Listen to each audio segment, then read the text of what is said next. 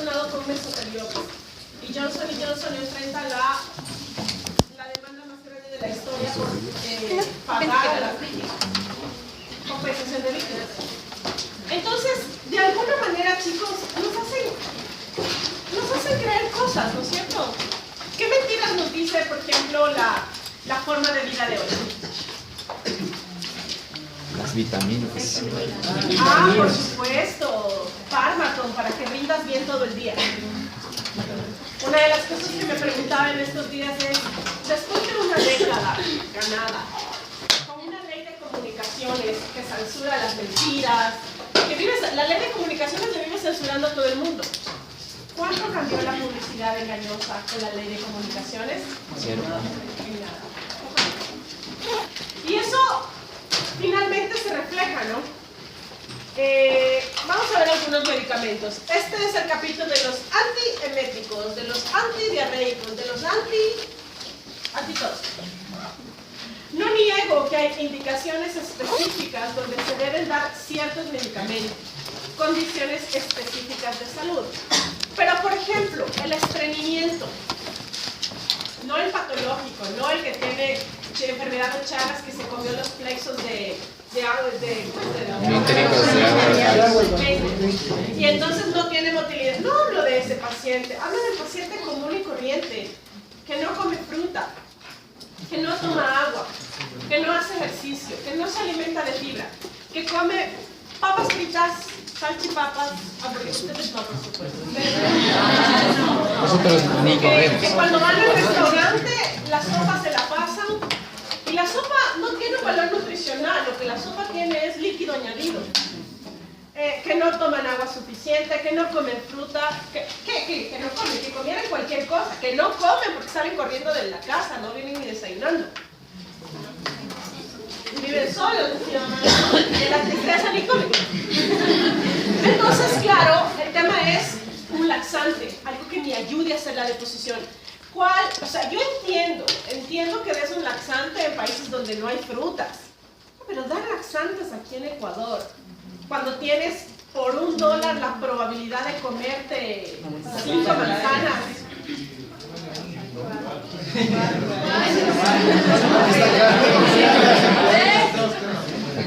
Entonces, vamos viendo un poquito de los trastornos de la motilidad. Más allá de las enfermedades que puedan causarles, puede haber ¿qué pasa cuando hay falta de movilidad del esófago? Eso primero lo maneja el superespecialista, el gastroenterólogo. Eso no se maneja en la atención primaria, porque habrá que ver qué trastornos hay para la motilidad. Si es Chagas, que es bastante frecuente, si es un evento cerebrovascular, si es diabetes. La diabetes muchas veces puede causar gastroparesia y alteraciones del esófago. Mi libro propone dar un bloqueador de canales de calcio, nifedipina. O sea, que se compara con el placebo y no sabemos cuándo. Ah, perfecto. ¿Tú para qué le pones? ¿Para qué ocupa un lugar en el espacio? Esa idea. Podríamos haber hecho una tabla y decir no sirve. A nivel del estómago, el vómito. Bueno, yo soy una persona que conoce mucho de este tema. Tengo un problema de vértigo periférico. Yo no puedo manejar. Yo miro el retrovisor y me da náusea. No puedo. Si da retro, me mareo. Si la silla está desnivelada, me mareo. Si yo nunca jugaría juegos de video. Yo veo eso y las películas en 3D me dan náuseas. Porque es tanto movimiento para mis ojos. No sé, desde pequeña era muy triste porque nadie se quería sentar al lado mío en el retrovisor. Así de grave. El señor del recorrido dijo, no, a esa niña no le llevo. Me cambiaron de escuela. Claro, mi vómito era, ahora ya controlo. Es un peligro mi hija al lado mío. Entonces cuando yo digo voy a vomitar, mi esposo me cree, porque una vez no me creía. Éramos novios y no me creía, voy a vomitar. No. Y hecho chistoso me aplasta la barriga. Desde ahí, mi esposo sabe que si yo digo que voy a vomitar hay que parar todo. Voy a respirar y voy a vomitar. He aprendido a vivir con esto. He aprendido a vivir porque tengo que aprender a vivir con esto. Posiblemente en algún momento tenga que operarme de una hernia tal vez, pero no dejo de vivir. Entonces, ¿Qué medidas tomé en mi vida? Me cambiaron a una escuela más cerca, donde no tuviera que viajar grandes periodos. Cuando viajo en los buses, no miro películas, no leo en los buses. Es decir, tienes que identificar la causa del vómito. Si es un vómito alimentario, si te comiste cualquier cosa y tienes vómito, ¿hay que cortarlo? No. Tal vez no, porque el vómito lo que hace es ayudarte a sacar el patógeno que te está matando. Ahora, si este vómito te causa deshidratación, ¿qué hay que hacer? Pero por supuesto, hidratarlo. Aquí un término, vómito incoercible. Un vómito incoercible es aquel que no puedes detenerlo y hay más de 4 vómitos en una hora. Con más de 4 vómitos en una hora, se está poniendo en riesgo la vida del paciente. Y este paciente no va a absorber nada de medicamentos por vía oral porque todo lo va a vomitar. A estos pacientes hay que administrarles el fármaco de elección. El fármaco de elección para el vómito es metoclopramida, que es un fármaco bien interesante. La metoclopramida bloquea los receptores dopaminérgicos a dosis de 10 miligramos por vía oral cada 8 horas más o menos, ¿sí? Y ahora, con la metoclopramida tenemos un pequeñito problema. Y es que cuando das dosis muy altas, pasa la barrera hematoencefálica y al bloquear los receptores D2 da extrapiramidalismos periféricos, un pseudo-Parkinson. Claro, si bloqueas todos los D2, el paciente podría estar temblando, pero es transitorio, no es permanente ni nada. O sea, finalmente, la dosis debe ser muy alta para que esto ocurra. Y el libro propone domperidona, que es un medicamento que supuestamente no pasa el sistema nervioso central, y el ondansetron, que son de las familias de los cetrones. ¿Cuál es el mecanismo de acción de los cetrones? Antagonismo de los receptores 5-HTP. Serotonina. Qué bestia, cómo han venido, ha valido el trabajo, ¿eh? Se ha hecho leer. Ya. El ondansetron, granisetron, palonosetron. ¿Cuándo se utilizan estos? Es en vómitos por quimioterapia, pero asociados a corticoides. La mayoría de tratamientos para quimioterapia incluyen medicamentos que causan vómito incoercible. Y el vómito, señores, afecta la calidad de vida del paciente. No solo porque no puede alimentarse bien, sino porque socialmente es bien complicado esto de estar vomitando. Y el malestar que te produce, y etcétera, etcétera. Sin embargo, ondansetron ha demostrado ser el cetrón de excelencia, eficaz, seguro, costo efectivo, asociado siempre a corticoides. Porque por ahí hay estudios que demuestran que granisetron es mejor que ondansetron. Claro, comparan ondansetron solo cuando deberían dar combinado con corticoides. Y entonces ahí salen equivalentes. ¿Ya? Ahora, ¿es un motivo de consulta frecuente el vómito? Ve, la mamá te va a venir a molestar 3 de la mañana por su centro a que te levantes porque el niño está vomitando. Y el vómito en bebés, en niños, que lo verán en noveno semestre en pediatría, es más grave.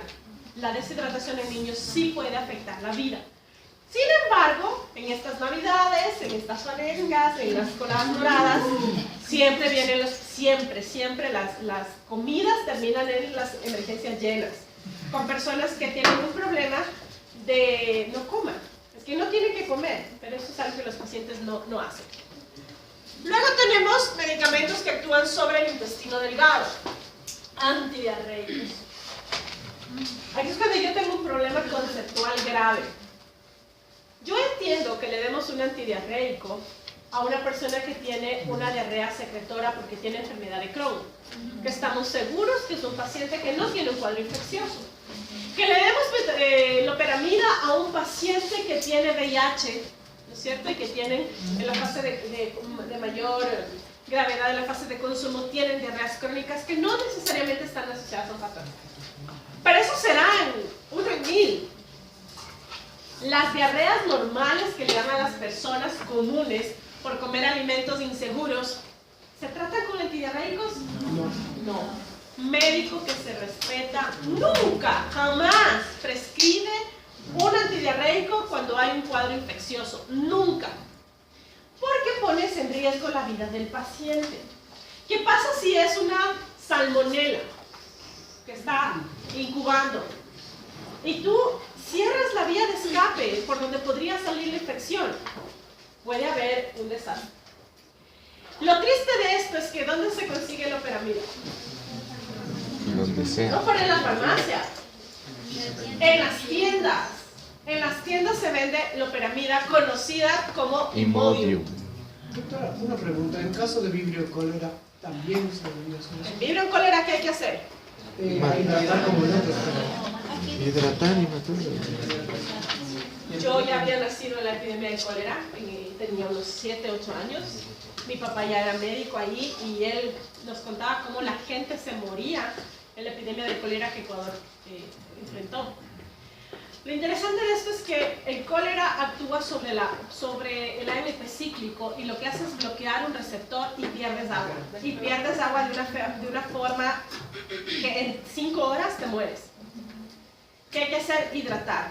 Se considera que las tetraciclinas pueden ser tal vez eficaces para matar al vibrio, aunque esto no es muy cierto. Lo que salva la vida del paciente es hidratarlo por vía intravenosa. En esos casos hay que poner un antiemético, hidratar agresivamente y no hay que cortar la diarrea. En Haití, ¿ustedes recuerdan el terremoto de hace poco? En Haití habían unas camas con un huequito en la mitad para que el paciente no se levantara al baño, sino que terminara. Si tapas la diarrea en un cólera, el vibrio sigue adentro, tiene que salir. Y mientras tú hidratas, no hay riesgo de que el paciente muera. ¿Ya?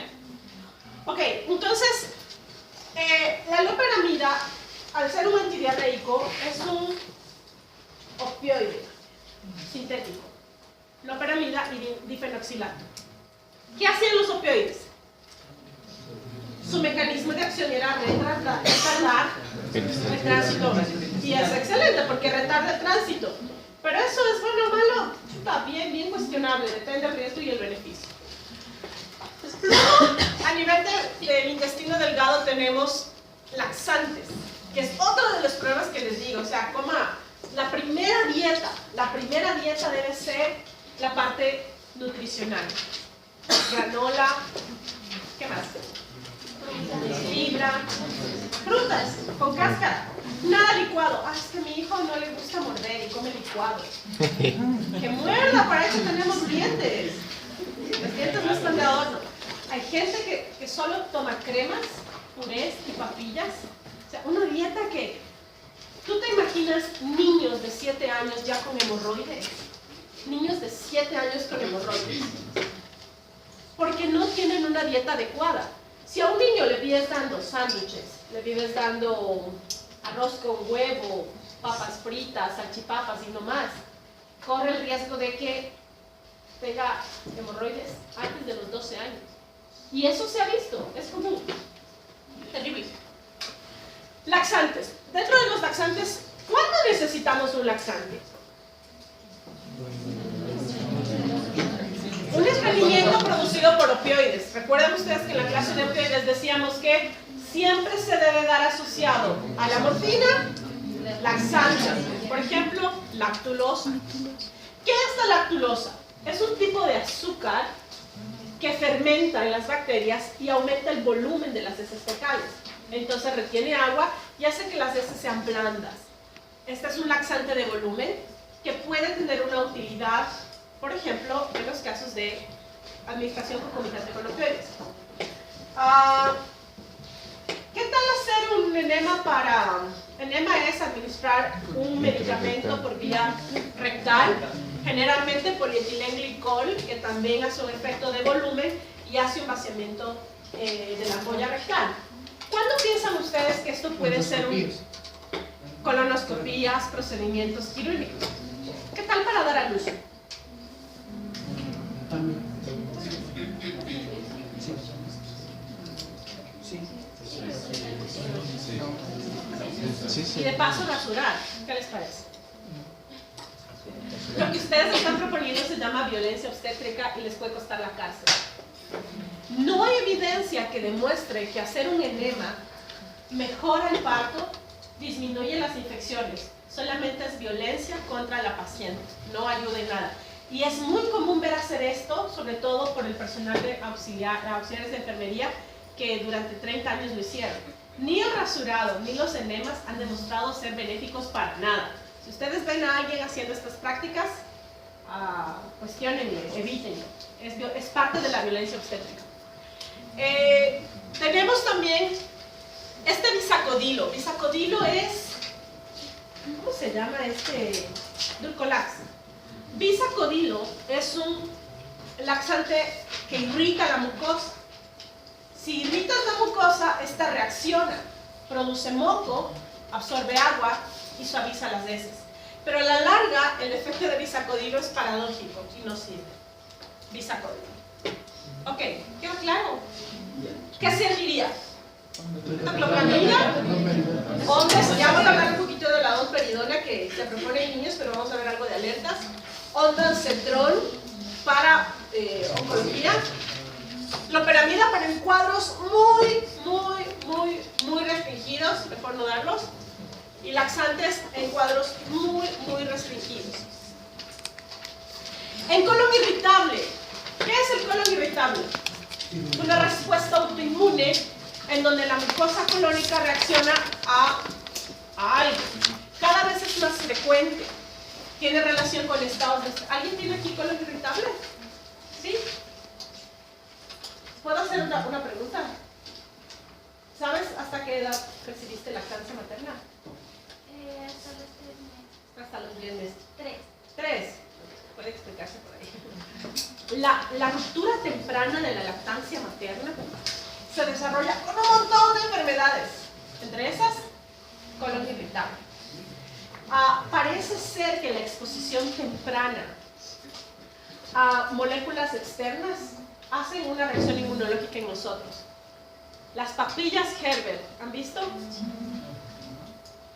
La pereza de cocinar una manzana, aplastar, ponerle con un tenedor y darle al bebé, nos hace comprar un frasco con una manzana transgénica, con preservantes, con colorantes, con al menos unos 20 componentes, a un bebé cuyo sistema inmunológico recién se está desarrollando.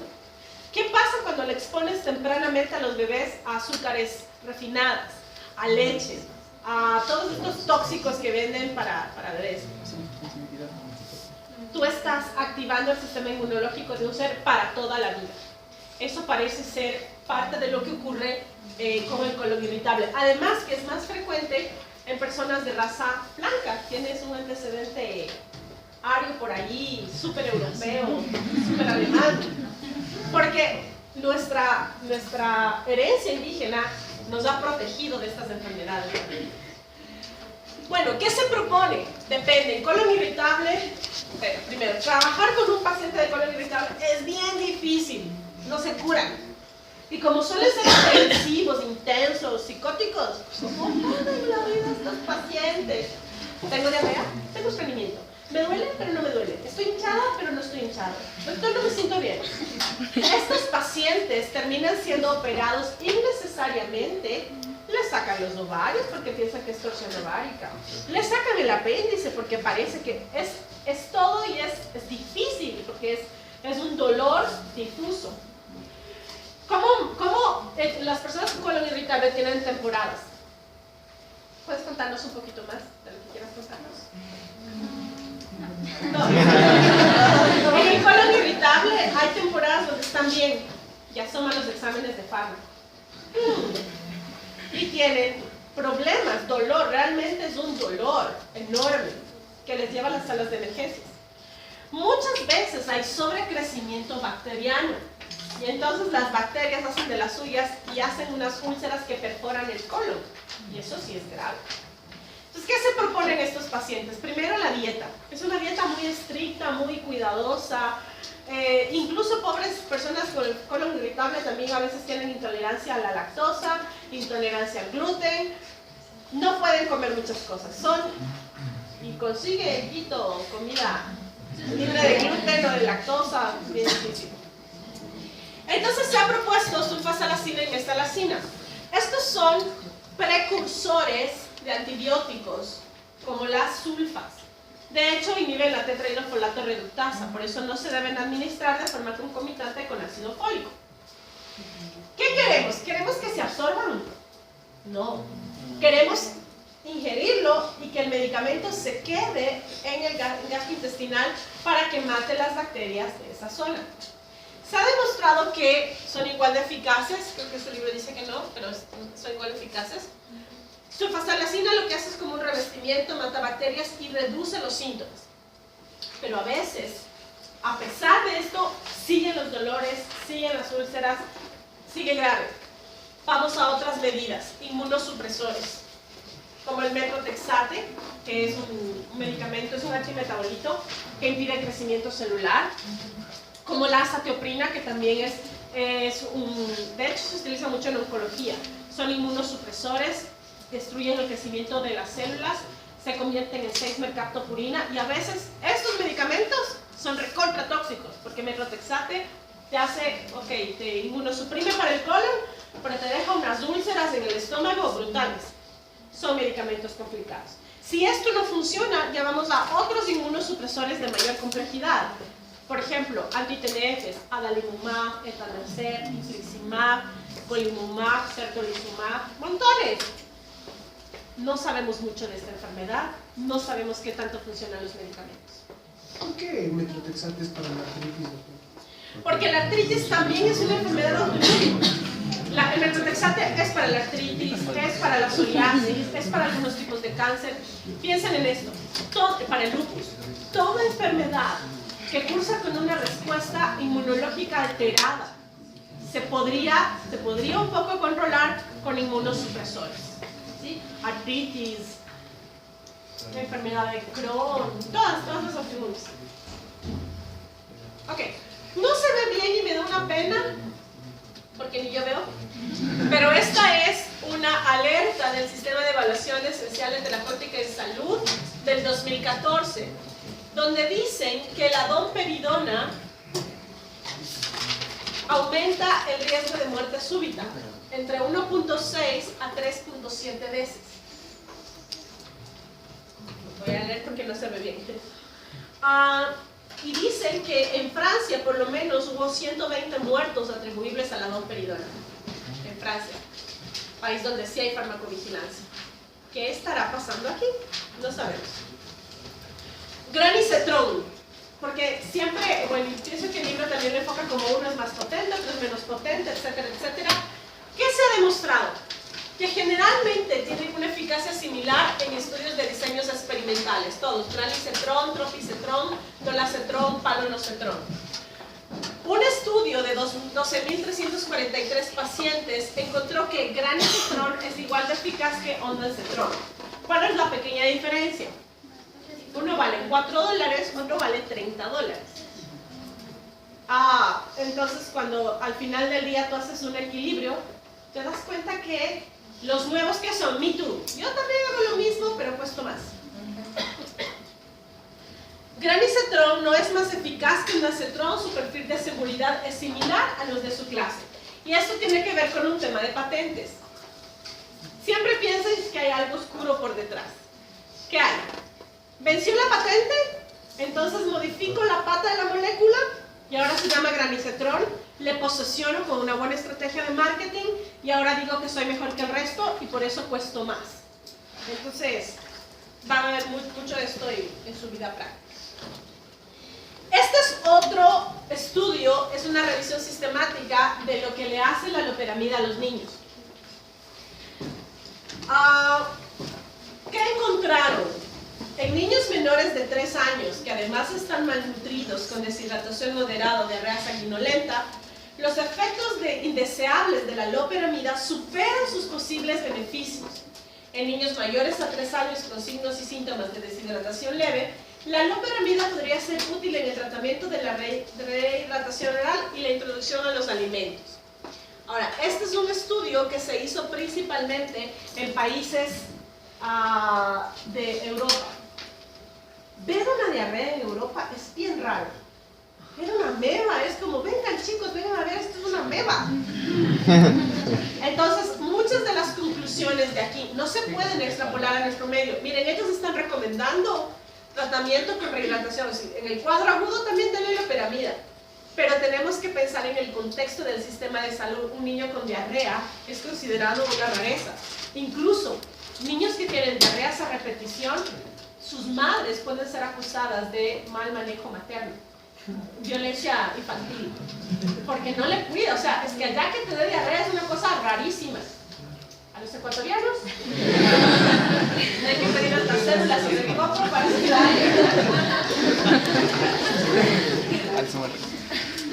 Este es otro estudio que habla de, les voy a resumir, es una revisión sistemática que evaluó muchos estudios para demostrar cuáles de los laxantes eran mejores. Y realmente no hay mucha evidencia ni a favor ni en contra. Nos quedamos con que lactulosa es un fármaco disponible con pocos efectos adversos. Hay otro medicamento que se llama Sena. ¿Han oído? Es un derivado natural. De hecho, es parte de la lista de medicamentos esenciales de la OMS. Sena en los bajos mundos se conoce como, no sé si hay en el país, Senocot o algo así. Pero son plantas que ayudan a... etcétera. ¿Qué encontraron? Este es otro estudio de la sulfasalacina, lo que les estaba contando. ¿Qué encontraron? Que la sulfasalacina tiene una modesta eficacia comparado con placebo y es inferior al uso de tratamientos con corticoides en enfermedad de Crohn media o moderada. Chuta. Hablamos también de la mesalacina y de la sulfasalacina, y estos estudios demuestran que comparado con placebo no son tampoco la maravilla, algo ayuda. Ayudan más cuando están integrados a dieta y estilos de vida. Este es otro estudio de los aminosalicilatos que dice que la antes era la mesalacina, esta es la sulfasalacina, tiene una modesta eficacia comparada con placebo. No es gran cosa. Y se acabó. Por eso este es el capítulo inútil. Por ahí también les hablan de los eméticos, el jarabe de ipecacuana. Cuando estén con tiempo, vaya a cena a la farmacia Fideca del centro, de la Plaza del Teatro, que es la farmacia más antigua del país. Se paran ahí a esperar que les atiendan y van a ver al fondo, en la repisa, unos adornos históricos del museo. En uno de esos frascos dice jarabe de ipecacuana. Sí, sí dice. Porque es algo que no se usa hace millones de días. No se usa porque no sirve. ¿Para qué se utilizaba el jarabe de ipecacuana? Para causar un reflejo gastropulmonar, para calmar la tos. Entonces tú le estimulas el vómito y la tos se reduce. Pero yo no sé qué es no sé vomitar. Lógica de antes. Toseo de la lógica de antes. Como los purgantes, ¿no? Los purgantes. Y lo interesante es que muchas veces los purgantes terminaban en sacar una lombriz. ¿Pero qué hacen los purgantes? Hacen un efecto de motilidad, simplemente. ¿Qué laxantes naturales existen? Cómase usted toda una mano de pepas de papaya, porque tiene efecto, pero no te da, no efecto de purgante, porque purgante es una cosa de una diarrea masiva, una diarrea brutal, sí, brutal. Entonces, claro, si tiene muchos parásitos, el movimiento del tránsito intestinal lo que hace es que algunas de los ascaris salgan por el movimiento, pero sale una, no las 100 que tal vez están arriba en el duodeno. Entonces hay una forma, que lo veremos en algún momento, que podemos dar albendazol con una toma y se mueren. Inhibe la fumarato reductasa del parásito y se muere el parásito de hambre, así suavito, y sale suavito. Porque imagínate lo que es que el parásito migra. El parásito migra y que sale por la boca, por la nariz. Eso sí es una película de terror. En todo caso, también hablan ahí del guaycolato, y son cosas que ya no existen, no se usan. Y me acabo de enterar, para desgracia mía, que yo hago este examen. Y yo odio este examen porque no hay nada que tomar. O sea, no hay nada que es más, el capítulo de AINES, que tendría un montón de riqueza, no tiene la parte que nos interesa. Pero bueno, veremos qué hacemos de ello. Entonces, Conclusión del día. También hay el cisapride y cinitapride. Prohibidos por riesgo cardiovascular. No deben administrar. Conclusión. Eso no lo quería decir tan fuertemente, pero los alumnos son implacables. Digo que es un capítulo trash. Ok, preguntas. ¿No? ¿No? ¿Ok? ¿Seguro? Hagan preguntas. Ya que vinieron leyendo. No sirve. No sirve. Y parece que con esto hemos terminado la materia.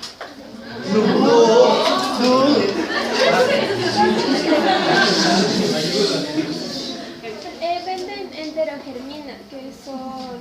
Enterogermina no sirve para nada. La evidencia demuestra que es un placebo caro. Los probióticos. No sirve.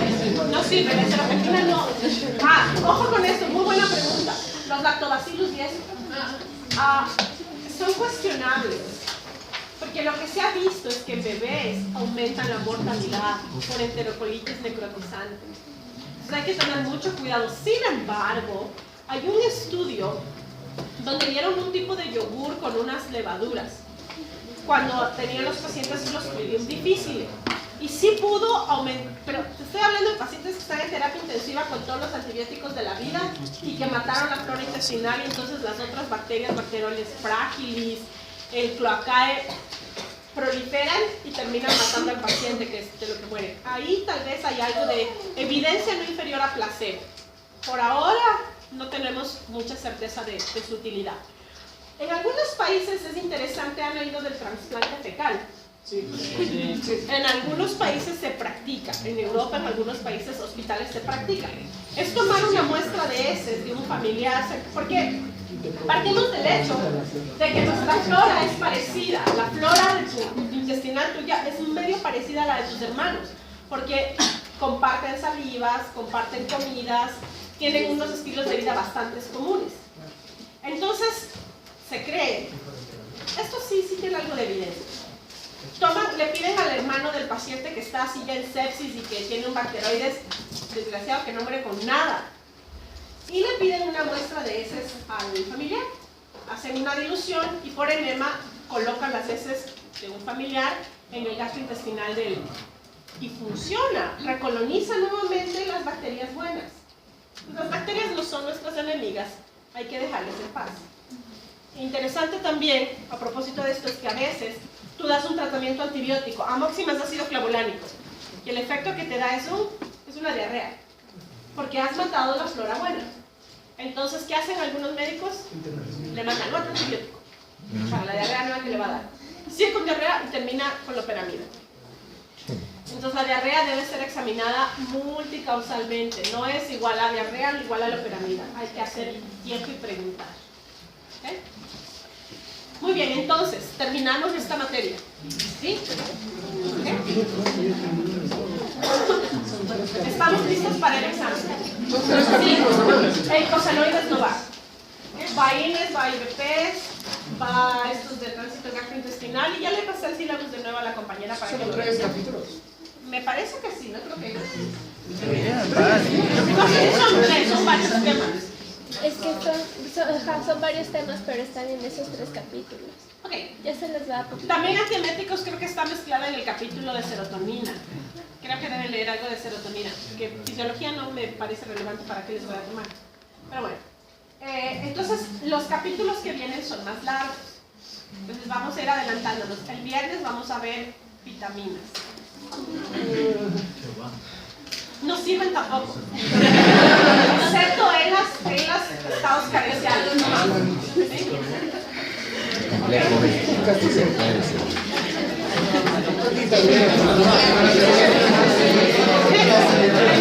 Que no sirve de libro, sería un libro así.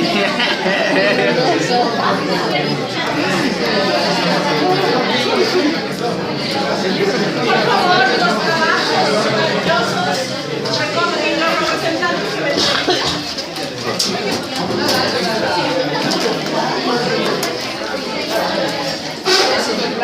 La